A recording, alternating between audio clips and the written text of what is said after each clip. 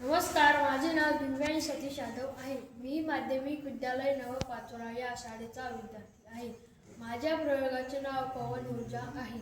पवन म्हणजे हवा किंवा वारा. वाऱ्याच्या साहाय्याने आपण ऊर्जा निर्मिती करू शकतो. उंच ठिकाणी, मैदानी प्रदेश किंवा समुद्रामध्ये पवन ऊर्जा संयंत्र बसवून त्याद्वारे आपण ऊर्जा निर्मिती करू शकतो. या ऊर्जा संयंत्राला मोठे मोठे पाते असतात. जोराचा वारा आला की ते पाते फिरतात व जमित्र फिरायला लागते व ऊर्जा निर्मिती होते. या ऊर्जेचा वापर करून आपण शहरे तसेच खेडी यांना वीज पुरवू शकतो. पवन ऊर्जा ही मोफत ऊर्जा आहे. या ऊर्जेसाठी कोणताही खर्च करावा लागत नाही.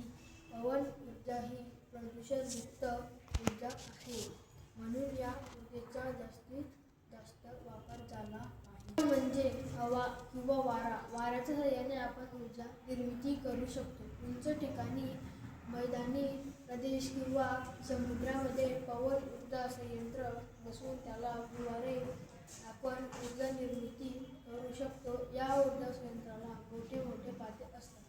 जोराचा वारा आला की ते पाते फिरतात व जमित्र फिरायला लागते व ऊर्जा निर्मिती होते. या ऊर्जेचा वापर करून आपण शहरे तसेच खेडी यांना वीज पुरवू शकतो. पवन ऊर्जा ही मोफत ऊर्जा आहे. या ऊर्जेसाठी कोणताही खर्च करावा लागत नाही. पवन ऊर्जा ही प्रदूषणमुक्त ऊर्जा आहे, म्हणून या ऊर्जेचा जास्तीत जास्त वापर झाला पाहिजे.